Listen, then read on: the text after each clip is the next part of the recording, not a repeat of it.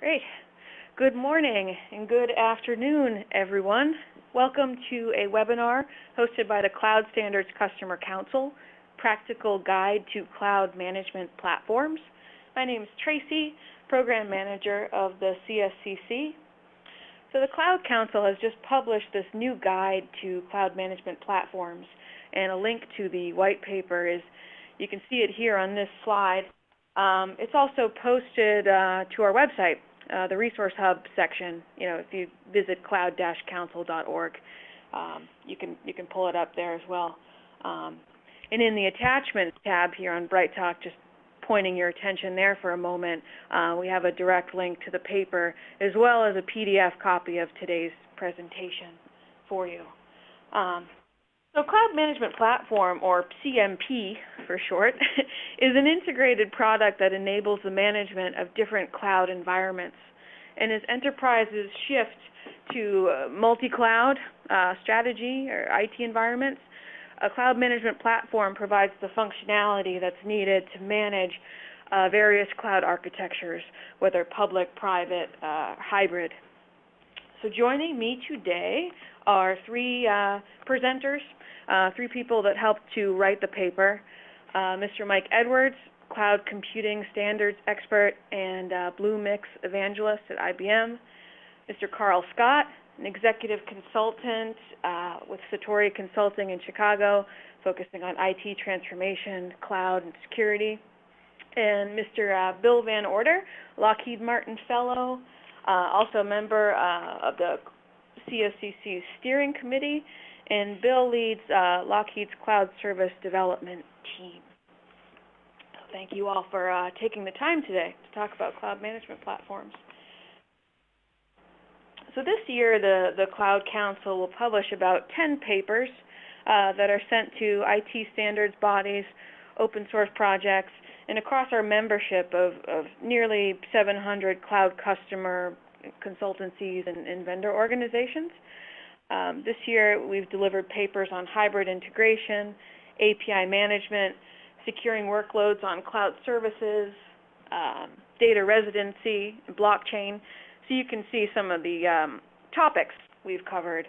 And we invite you to visit our site to read this material. And you're welcome to become a member to join our mailing list or to contribute if that's of interest to you. We'll have time for questions at the end of the presentation. You can submit questions to the questions tab. We'll have about 10 or 15 minutes.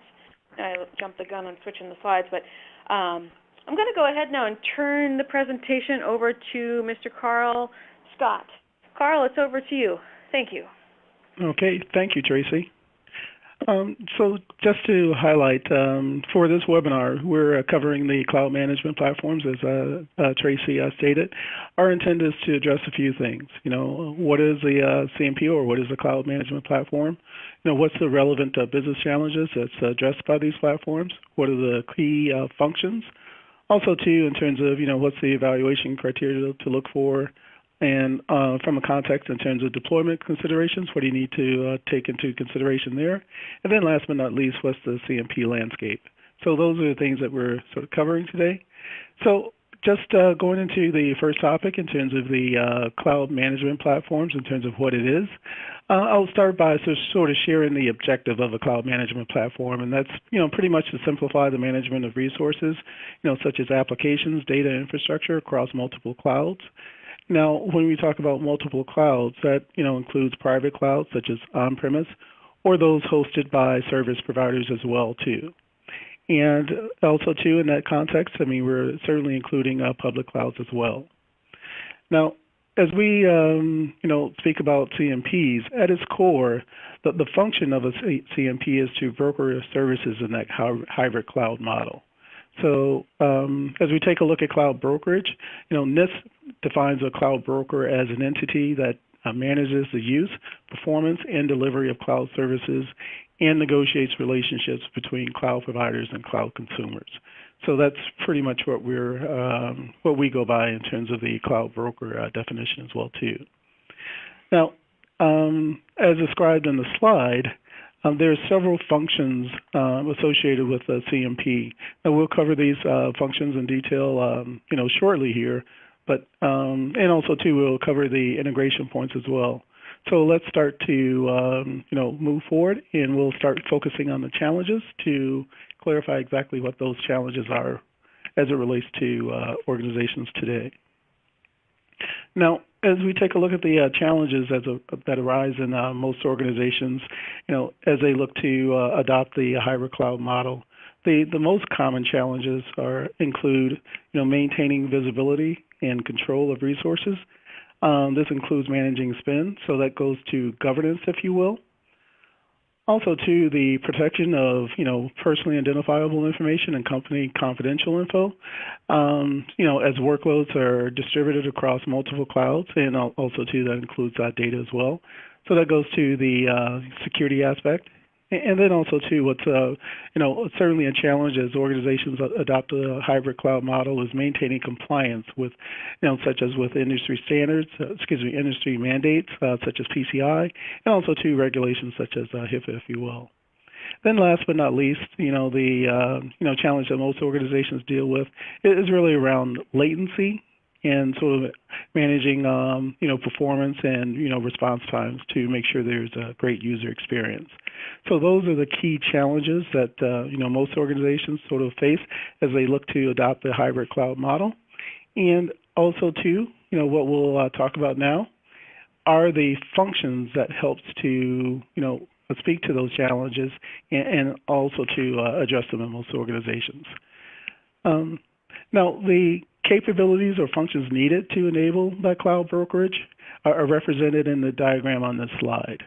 Now, at its core, the foundational CMP services, those include things like the general services, and we'll go through these in detail in a moment here, but they include general services, service management, financial management, resource management, and integration. Now, we're not, diminishing the importance of governance and security. Those are certainly important as well too, and those capabilities certainly need to be considered as a part of the CMP implementation. All right. Now let's drill down a little bit more into the functions. So let's talk a little bit about integration here. Now, in integration, there are three key integration points. There are the cloud services themselves, so either the public or private services that you're leveraging. Also, too, there's enterprise management and the service automation aspect. Now, as we look to the cloud services, the integration with cloud services enables the management of, again, the private public cloud services, if you will. Now, typically, this is performed by using APIs published by either the public cloud providers themselves, such as like an AWS and Azure, and also to, of the platforms from a public or private perspective, such as like OpenStack, VMware, and also to most recently the Azure Stack, if you will. Now, in terms of the enterprise management aspect, organizations integrate with enterprise management tools, to leverage existing capability, because it doesn't necessarily make sense to, rip and replace all systems in the environment. So, for example, integration with existing ticketing systems for incident management, that's certainly preferred over reinventing the wheel. Now, taking a look at service automation, integration with current service automation tools such as Chef and Puppet for configuration management, and also to Terraform for deployment. Those things are certainly important as well. And I should mention, we're not necessarily endorsing these products, but we're just sort of using them as an example. All right. Now, turning over to the functions associated with general services. Let me go back here. Now, looking at the general services, if you will, the general services play a key role to expose hybrid services. So as you take a look at the user and admin portal, they simplify access to cloud services and enable self-service. Also, too, just as important is really the service catalogs, because they provide a single view into services that can be consumed across the private public cloud environment, if you will. Now, some organizations look at this or look to leverage this capability to limit the services that's available that can be consumed, but that's up to each organization in terms of how they choose to leverage that capability. Now, turning to analytics and reporting. Now, understanding the consumption of cloud services is absolutely critical in terms of making informed decisions. This helps to optimize usage and get the most out of that cloud spend. So, for example, identifying the unused instances within the environment that's deployed, but they're not necessarily used, but they're actually being billed or charged for, if you will, is certainly critical. Then also to highlighting things like unattached storage volumes so that you can make sure that you're managing those properly. And, those things are, certainly important as well, too.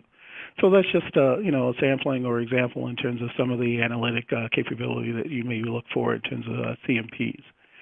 So with that, I will turn it over to Mr. Mike Edwards for the next portion of the functions discussion. Thanks very much, Karl. So moving on, looking at other parts of the cloud management platform that we present here. The next thing we need to look at is the core function of the service management itself. So the CMP has got to be performing service level management for you for all the cloud services you're dealing with. It's essentially about ensuring availability of the services you're using and that you're getting the performance you expect out of those services to meet the service levels that are agreed with your users. So that's one of the core things you expect any cloud management platform to provide you. Also associated with service management is the question of providing monitoring and reporting in relation to the services that you're using. Again, the CMP is going to integrate together information that's coming back from the different cloud services, the different cloud service platforms that you're using, enabling you to put it onto one pane of glass for any of your users to be able to analyze what's going on with the services they're using. Last but not least, we have the ability to provide capacity monitoring of the resources you're using, and that is particularly important for making the right decisions about where you're going to place particular workloads in the various cloud systems. So, for example, it may well be the case that a private cloud system you have on premises will have definite limits, only so many machines, only so much storage, and so on. And if the capacity of those resources being exhausted, then the CMP would have to be making a decision that any new workloads, any new data sets that you wanted to be handling would have to be placed probably into a more appropriate location on a public cloud perhaps, where there's simply more resources available. So key feature, key aspect of any CMP. Moving on from there, from service management, we can look at another aspect of the cloud management platform that is very important too, and which will be key to many management decisions you're taking in relation to cloud, and that is financial management.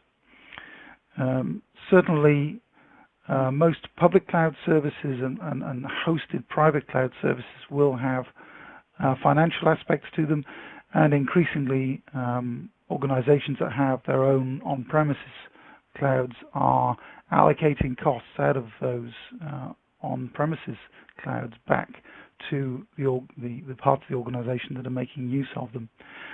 So having a financial management system as part of the CMP that can deal with resource consumption, track it, and associate to costs and spending, this is going to be a key feature. You've got to look for it in the cloud management platform.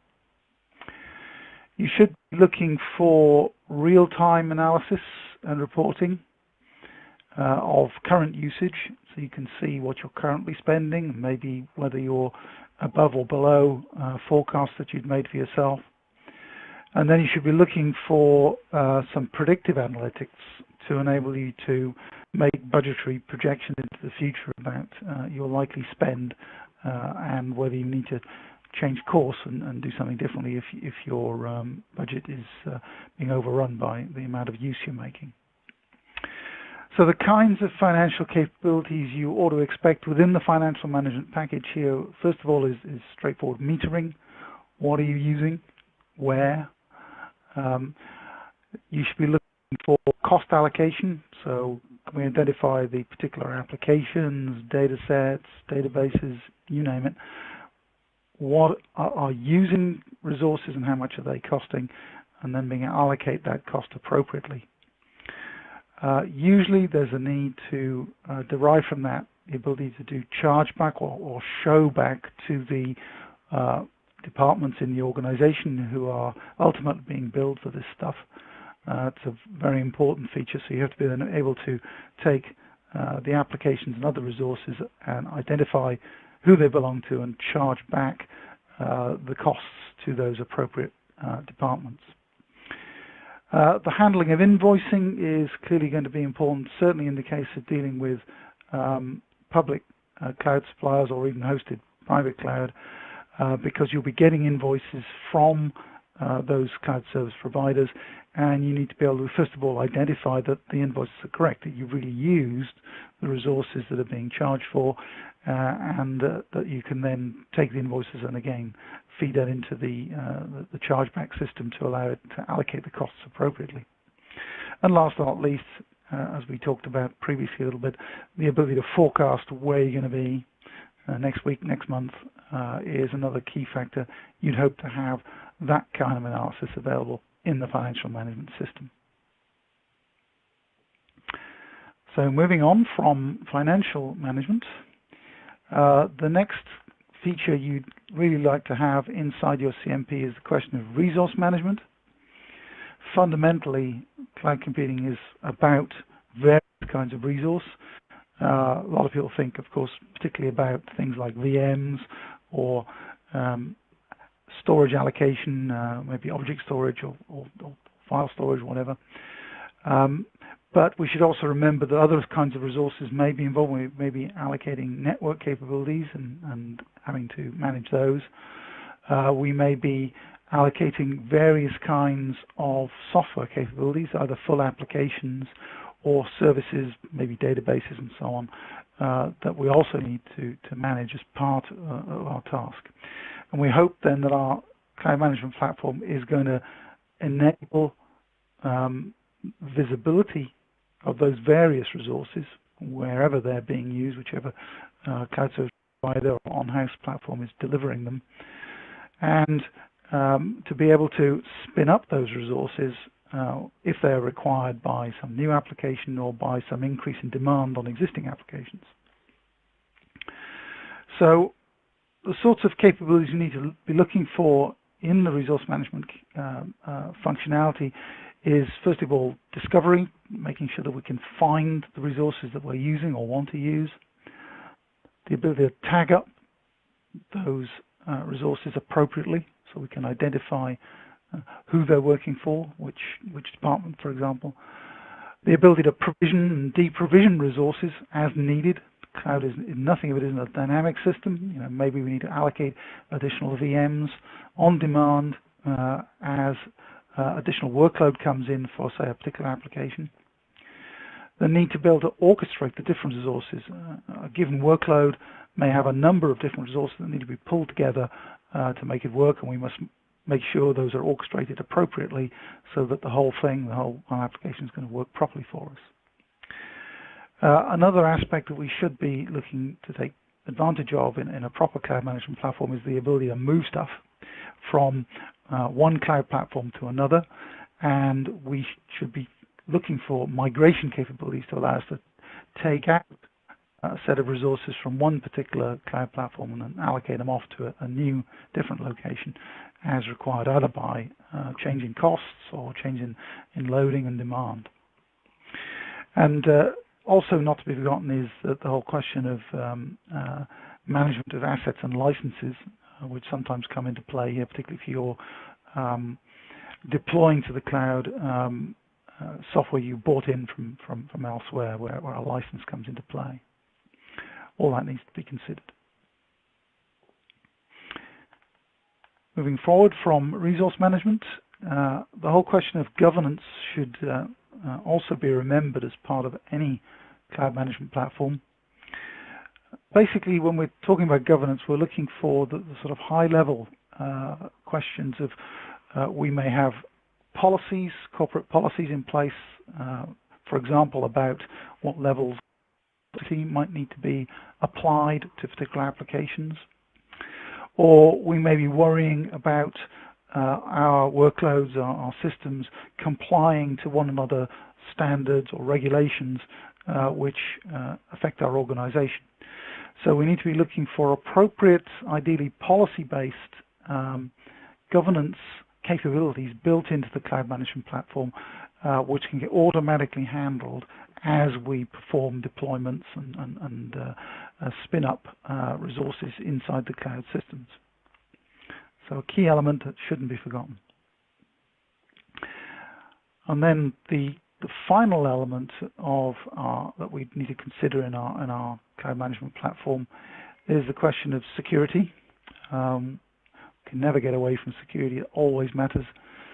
And the challenge with using hybrid cloud services from different providers is to make sure that all the resources that we're allocating get the appropriate security elements dealt with when they're deployed, when resources are spun up, and that everything is correct and in place. So, for example, if we're using encryption either for data at rest or for data in motion, then the CMP should be helping us make sure that the encryption is done, should be managing where the keys are handled, and so on. And then things like access control, which must always be role-based, must be applied by the CMP to, again, the particular systems that we're dealing with, the particular resources, whether it's application-based, VM-based, whatever. We need to make sure that only the appropriate access is given to particular roles and that entitlements are defined for all the roles like end users, cloud administrators, cloud developers, and managers, whoever they are. All those need to be considered as part of the cloud management platform. Okay, that completes our overview of the functions that are in the cloud management platform. Now I'd like to hand over to Bill, who will take us through some of the evaluation criteria. Great, thanks a lot, Mike. Expanding on what Karl and Mike have already shared in terms of the functionality of the cloud management platforms, if you're an organization that's seeking to pilot and procure a cloud management product, what we did was we've grouped a number of the evaluation criteria that we would recommend you look at, and we grouped that into three different categories: the technology and architecture of the product that you're considering, the operational criteria of the product, and the business and acquisition criteria that you might want to proceed with. So in terms of the technology and architecture product, obviously one of the most important and significant criteria is the cloud management platform's ability to provide that single pane of glass to all your current as well as your planned cloud investments and deployments. So that's a very significant factor. Do they support the infrastructure that you're moving towards or that you currently have in place? Obviously, the cloud management platform needs to provide an abstraction and an integration for all of those different platforms. Also, we consider it's very important to identify if the cloud management platform that you've got in mind will support some industry standards for that continued interoperability. And an example of one of those standards would be the Cloud Infrastructure Management Interface from the Desktop Management Task Force. The next criteria that you might want to look at is does your cloud management platform that you're considering use an agent or an agent-less architecture? An agent is a small software component that's used to support the management of that cloud management. A number of products do support those agent-oriented architectures. A number of products also support agentless architectures where they use a cloud-native or an API-driven interface to support the management of the deployed cloud images. And of course, this is important because you really need to understand the deployment requirements and some of the functional implications for both your new cloud instances as well as the number of existing cloud instances that you may have already deployed, and you might have to go back and retrofit, for example, those agents onto your existing cloud infrastructure if that's a path you choose to take. The next criteria under the technology and architecture was the available cloud ecosystem tool integrations. It's quite common that your cloud ecosystem consists of a number of different products, and some of these cloud management platforms provide built-in integrations with a number of the existing IT service management tools to provide that additional interoperability. And of course, integrations exist across the board with DevOps tools, software CM tools, configuration management databases in some cases, service catalogs, as well as financial applications for that cost and chargeback management, as well as data analytics packages. So it's a useful thing to look at. Lacking those built-in integrations, you may have to go down a path developing those interfaces to your cloud ecosystem within your own in-house infrastructure. So that's an added cost and risk to your overall deployment picture. And speaking of those additional integrations, the APIs that you're likely to use are going to be RESTful-based interfaces for cloud management platforms. You should consider the robustness of the API infrastructure that you're considering in terms of supporting those tasks such as cloud instance management, security, user administration, log and reporting, as well as workflows and all the integration with additional tools in your ecosystem. Security design, as Mike indicated, you can't ignore security in these riskful times today, and so we're recommending two things: that you engage with your information security team and your risk assessment team early on in the process, and when you're evaluating a candidate cloud management platform vendor, understand what their approach to security is in the development of their offerings. Now, this is obviously going to change and vary depending on whether you're going with an on-premise software product that you would install at your own facility, or whether you're going to enlist the support of a software as a service offering for a CMP. But it's important to understand how the vendor approaches security and vulnerability assessments, ongoing security scans, etc.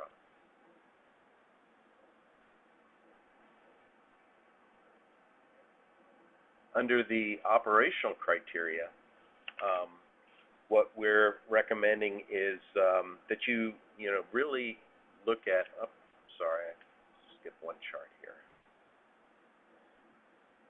Going back to looking at the operational criteria, the CMP hosting environment requirements. Obviously, this will vary depending on whether you're going with an on-premise installation or whether you're going with a software as a service offering, and that will affect, obviously, your total cost of ownership and whether you're following a CapEx versus an OpEx type of profile. It'll also impact what skill requirements you might need to support an on-premise installation versus buying that service from a SaaS vendor, and obviously the ensuing changes to connectivity profiles would directly involve impacts to your overall cloud infrastructure. Next category under operational that we looked at was the operational and service management capabilities. Does the vendor that you're considering provide that self-service provisioning and delegated operational cost control? And is that consistent with your overall governance approach? Most of these CMP packages do provide some sort of configuration capabilities for the operation and service management functionality, but you just need to make sure that the configurations support a consistent profile with your organization's governance policies. The next criteria under operations, the overall evaluation of the cloud management platform administration capability. This is the ability for your team, whether it's a SaaS or on-premise implementation, to support security management, providing that operational single pane of glass visibility into your cloud ecosystem. The automation control, does it support the operational metrics and reporting?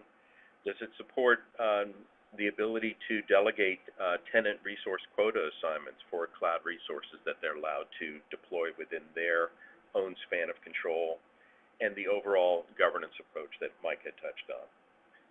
Next criteria that we think is very important in the operational setting is the product's ability to support automation and workflow orchestration. Does the product provide the capability of execution of scripts to provide pre-canned notifications when pre-configured events are triggered within your cloud infrastructure? And what type of automation capabilities can they have to reduce your operational staffing needs to accomplish your mission? Under the area of consumption and chargeback support, it's also very critical that your cloud management platform provides that real-time resource consumption, and also to provide the ability to do cost modeling and potentially optimize your cloud infrastructure when they support billing. And this may come in the form of doing direct billing or showback capabilities, or integrating with a separate financial management platforms that support that. I touched on infrastructure optimization. A number of cloud management platforms do allow you to support cloud cost optimization by looking at your overall deployment blueprint and making recommendations to you and your subscribers of the most cost-effective cloud deployment footprint, whether it's an on-prem or off-prem type of cloud software solution for their hosting needs. And in order to optimize that, a number of other capabilities are provided within CMPs to provide those cross-cloud migrations. When you do have an optimized strategy that it recommends, it might support that cross-cloud migration from one different hosting environment to another to optimize that cost footprint for that customer. And then finally, under the operational criteria, it's important to understand what the vendor's patch release cycle, what their frequency of software releases of their products are. Again, this will depend whether it's a software as a service or an on-prem solution. Obviously, the impact of using a SaaS provider for your CMP is that, it's less of a burden to your staff for having to keep those patches and release cycles up to date. But again, that very important criteria for the operations. And then moving to our last criteria for the business and acquisition considerations under total cost of ownership. Again, this will largely depend on whether you're in a CapEx or an OpEx type of environment. But, what's your initial acquisition and what are your recurring operations costs? Very important, as well as what type of additional costs might you incur for doing integrations with other products in your cloud ecosystem. And then finally, we recommend that you always have an exit strategy should the CMP solution not work out in the case that you want. It avoids incurring higher costs later if you find out that you're going down a path with a vendor that's just not going to meet your overall long-term operational needs. Another business and acquisition criteria we recommend is to take a look at the product licensing, or if you're buying a SaaS service, what is this, the vendor's service level agreements in that model? Take a look at their terms and conditions, any license agreements and service level agreements to scrutinize if that's going to meet your long-term profile for spend and support. And then, of course, this is still an emerging market in the area of cloud management platforms. So we do still anticipate a certain amount of upheaval in the marketplace since it's evolving. So just need to understand the financial stability and viability of your cloud vendor. And then finally, when considering a cloud vendor, look at the comprehensiveness of their product training and professional service offerings. You're probably not going to deploy a cloud management platform without incurring some cost for training your staff or getting professional services assistance to get your implementation up and off the ground. So again, see what they've got and evaluate that as one of your criteria. So that kind of sums up the evaluation criteria portion of the cloud management platforms. What we'd like to talk about next is, if you're fortunate enough to get the green light from your organization to deploy this, we have a set of recommended deployment considerations for you to consider. Establishing partnerships is very critical, not just with your vendor that you selected, but also with your tenants or your end user population and security organizations. Make sure that this is seen as a team effort and can bring in other organizations like your finance team, your security team, to make sure that you've got an overall successful approach at establishing this deployment plan. Again, we recommend setting some common vision and goals, as well as our next deployment consideration is to set some reasonable objectives. This is never going to be just a once and done effort. View your deployment as a progression in phases. Define use cases that are focused on what your business priorities, whether they're to reduce cycle times, to encourage cost reductions, to increase asset visibility, or to reduce staffing levels. Understand what your vision and goals are, and establish those use cases to meet those business priorities. Again, we recommend this partnership be the key component of any sort of central linchpin of your deployment methodology. We also recommend, if you're going to do a phased rollout, which is more than likely, that you establish some sort of change management process so that you can deploy phases out in logical chunks of your overall strategy. Understanding the role and impact of the cloud management platform within your cloud ecosystem. Obviously, we already talked about the importance of integrating with other tools in your infrastructure. We think it's very critical that whether you're using a SaaS or an on-prem deployment, that you look at a complete picture of what the introduction of a cloud management platform is going to do to your overall cloud ecosystem. And then finally, identify risks and opportunities early. One of these things that you can do, we feel, is to identify things that work for you. What lessons have you learned as you're doing this phased deployment? How you can contain cost overruns. Be willing to modify your plans when things, outcomes shift, as well as your business priorities might shift as well. And then understand your alternatives as the deployment progresses. So again, these are our recommended deployment considerations should you be fortunate enough to get that green light.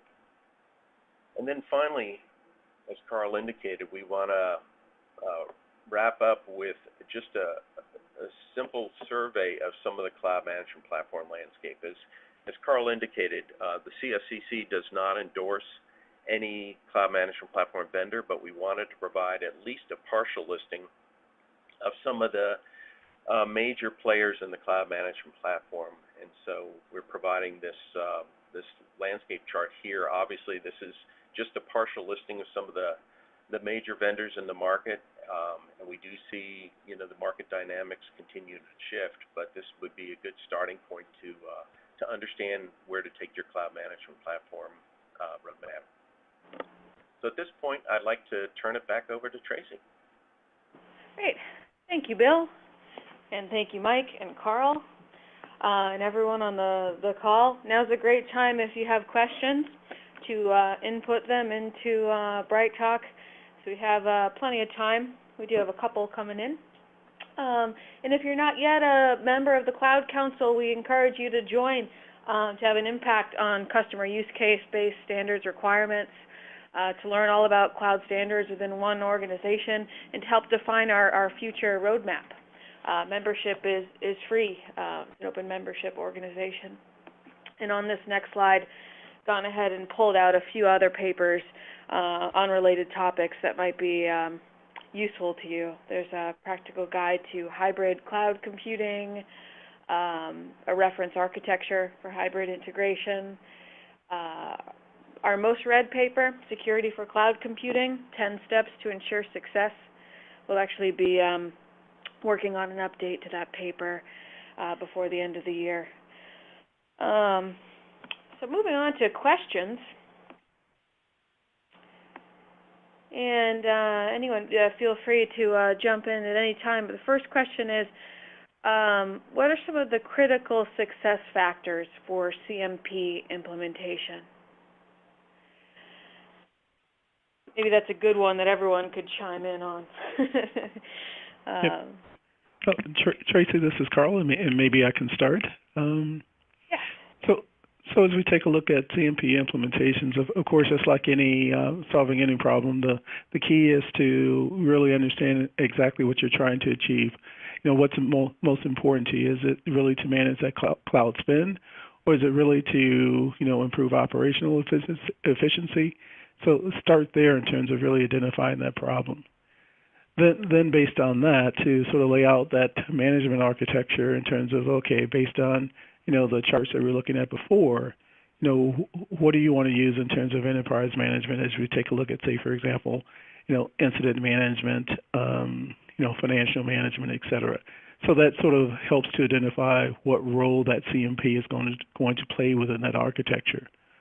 But then after that, to really sort of focus on getting the core set of capability implemented, within the tool, because you can't do it all at once. So establishing that foundation in terms of getting in that integration, because integration is key to maintaining that openness, if you will. Then also to sort of have like the right resource management implemented, because that's really that key part of that foundation, if you will. If you don't have the capability to discover and manage those resources, nothing else matters. So those are the things that start with, just to sort of make sure that you sort of start off with a good base and then build from there. Thank you, Karl. Anything to add, Mike or Bill? Yeah, this is Bill. Go ahead. Go ahead. No, go ahead, Bill. I'll chip in after Yeah, you. I wholeheartedly agree with Karl's assessment. You have to understand what problem and goals you're trying to achieve, what problem you're trying to solve. Getting management and team buy-in is very important. This is much more than just a technology. This may involve some process reengineering, and again, setting reasonable expectations and establishing a phased deployment plan for integrating all of your hybrid cloud infrastructure is going to be achieved, but it's not going to be done all at once. So really understand how the vendor can help you based on what they've done with other deployments, achieve your goals.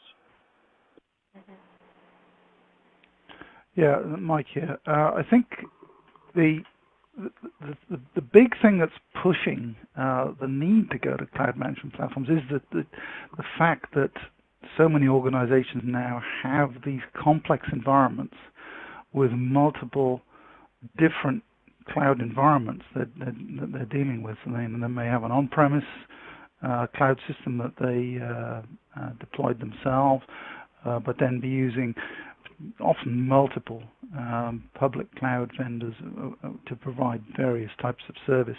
And once you get into that game, it gets very difficult to use it effectively if you don't have a unified management tool to let you do that. Typically, each of those individual platforms may have a management tool for that one platform, but using different tools for each system you're using is just painful. It's not a good place to be.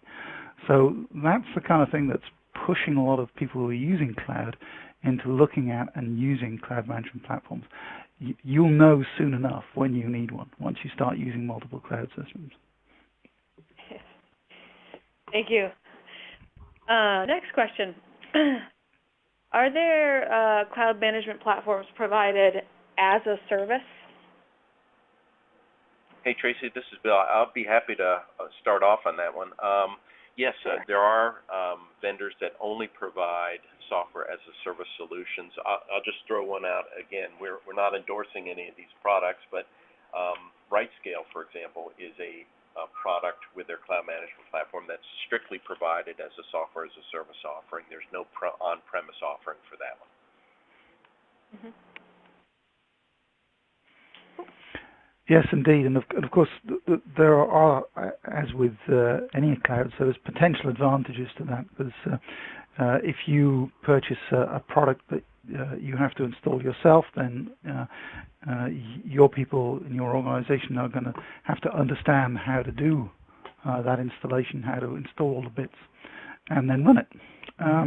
One advantage of the software as a service offering here, as in all other software as a service cases, is if it does the capabilities, it has the capabilities you need, then for you by people who clearly understand the software very well. So it takes a burden away from you, and that can be an advantage. But it's not always an advantage. There may be cases where the tuning, the optimization of the cloud management platform that you're going to need for your particular situation would be difficult to do with the SaaS offering.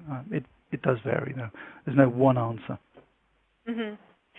And are there any open source cloud management platforms? Well, go ahead, Karl. No. There are a couple I can think of offhand. I mean, OneOps is an open source platform that's out there, and also too, I think Morpheus Data. They started off as a open source. I think they may have like a commercial fork to it now, but I think they started off as open source as well too. I think those are a couple of examples, but I'm sure there's more out there. Mm-hmm. Yeah, and this is Bill. Just to add to Karl's remarks, yes, there are a number of them. They do follow a similar type of Linux type of model. The ones that are open source, there are support plans that the vendor will provide to get additional support that's highly recommended, as well as training and professional service support. So that I'll call it, they're open source, but it's not necessarily freeware. It's added cost to get that additional support and training and professional services. Mm-hmm. Thank you. Let's see, a couple other questions. We'll take this one. Maybe these can be sort of combined. What is the current maturity level of CMPs in the marketplace? Are there any significant drawbacks to using a CMP? Any thoughts on that maturity level? Oh, and then this other question sort of weaves in too. Is there any cloud management platform in the market today that covers all functions of CMP discussed in the presentation?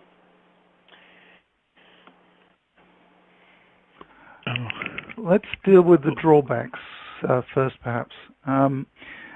One of the things that a CMP is trying to do, of course, is to bridge across different cloud systems that you might be attaching to. And one of the potential drawbacks there is that some very detailed specific capabilities that might be available for a particular cloud platform may not get reflected in the cloud management platform tool itself. So you may get a sort of more common denominator kind of set of function than you might get out of the individual cloud platforms that you're using. So that's one possible drawback. What you think, Bill, Karl?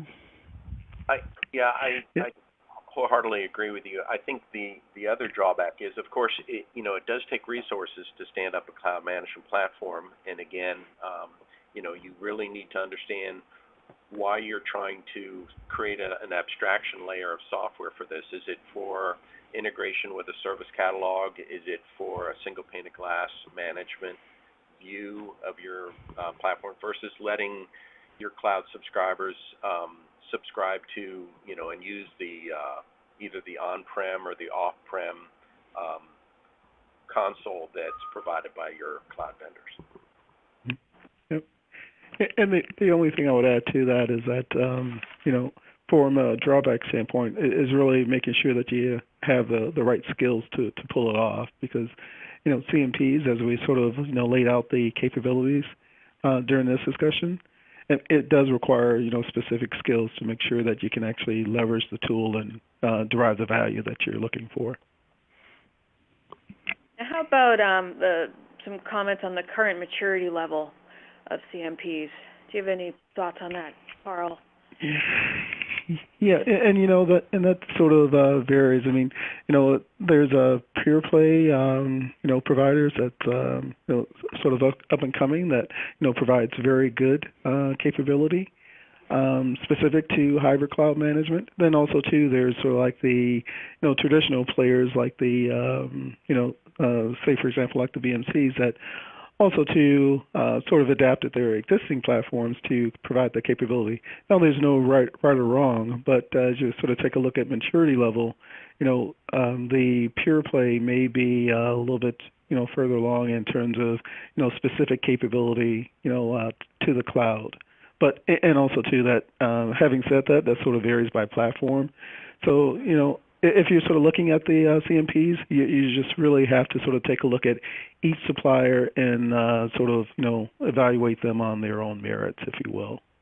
So, because it's kind of difficult to gauge at this point in time. But it's certainly growing because CMPs have been in the marketplace for, quite a few years now. Yeah, this is Bill. I also anticipate there being some additional shakeouts in the market. There's been some acquisitions and some changes in directions that we've seen in the marketplace. For example, Clicker, which was a cloud management platform, was recently acquired by Cisco. It's the Cisco Cloud Center product. So there's still going to be some dynamic shakeout and shifting within the dynamics of the cloud marketplace, I anticipate. Yeah, Mike Edwards, I think that one of the other areas that's relatively new is the whole question of how containers and microservices are being handled in some of the systems. Some of that's relatively new. And if you're going to use containers, if you're going to use a microservices architecture for your applications, then you need to look very carefully to see whether the management platform you are looking at has the right capabilities for that. And this is a good question that came in as well. You mentioned skills for the setup. What type of skills does this require? What kind of experience or skills should a cloud administrator have? And do you have to retrain your IT team to use this technology? This is Karl. I'll just provide a perspective here. Is that from a skills perspective, of course, you need someone who really understands cloud services in terms of how they're delivered, how they actually should be architected, et cetera, because that person is going to have to put together like that management layer to make sure that things are operating correctly. Now, also too, that person should have good scripting skills. So skills around either like a simple language like Python or something like that is certainly preferable, so that that person can actually handle some of the automation that's needed as well too. It's not mandatory, but it's just one of those nice to haves. And also too, just really sort of like an understanding of the environment, in terms of what the organization is trying to accomplish and how they actually apply that to the tool. So understanding of existing policies, internally, those are the core things that that person needs to have to make sure that they can actually pull off that implementation and actually maintain it for the long run. Any further comments, or shall we move on to the next question? Okay. Does this prevent vendor lock-in, or does it make you more dependent on the cloud management platform? Is it easy to switch to a new provider for CMPs or CMP? This is Bill. My take on this is I don't know that it 100% prevents vendor lock-in, but it's very important to understand how many different cloud infrastructures the CMP that you're considering supports, and does that map to either your current deployment plan or your roadmap for your target cloud infrastructure. I think there are the costs certainly associated with standing up a CMP. As Karl indicated, there's scripts, there's new interfaces. A large dependency, I think, is what's the extent of your cloud deployments today? Are you spread widely across 2 or 3 different cloud platforms, or do you have are you just getting started on the journey? That will make, I think, a decision as far as how much effort it's going to be to get started on this. Plus, I think a number of vendors can, again, with their professional services, they can help you establish that roadmap for how you integrate your cloud infrastructure and what things you tackle first in terms of bringing your existing cloud workloads under this management umbrella. Thank you, Bill. Yep. And this is Karl, and I totally agree with everything that Bill has described. The only thing I would add is that as we take a look at lock-in, that largely depends on how the cloud services are architected and implemented underneath. And what I mean by that is that, say for example, if you're leveraging like a public cloud such as AWS and you're leveraging Lambda services, that's not something that you can simply port over to Azure, Bluemix, or any other service that you want to leverage. So it's the key is to really sort of understand what services that you're leveraging within each one of those clouds and understand how that would actually port over if you need to. A CMP doesn't necessarily do that for you, being it sort of highlights what you're doing, but it doesn't necessarily, manage that aspect for you. Mm-hmm. Maybe we can sneak in this one last question and we'll wrap up. This is about configurability of a CMP compared to public cloud providers, PaaS and IaaS. The configurability. Mike Evers here. I think generally speaking, the CMPs should enable you to deploy certainly IaaS type workloads to a variety of cloud providers, but probably are likely to sacrifice some of the very fine detail control that might be offered on a given platform. It obviously varies from CMP to CMP as to exactly which capabilities you do get, but again, the whole point of a CMP being able to manage multiple different cloud platforms is to be able to move between them without losing anything. So stuff that's, say, unique to a particular cloud platform might be difficult for a cloud management platform to handle deliberately because they're trying to enable you to go between platforms.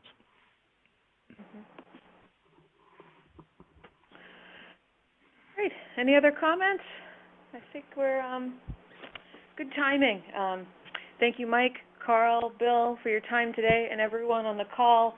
The presentation and recording will be up on our website, cloud-council.org, probably early tomorrow, if you'd like to check back. You can also take a copy of the deck from the attachments tab here. And we hope you'll join us at future webinars. Thank you, and have a great rest of the day. Bye now.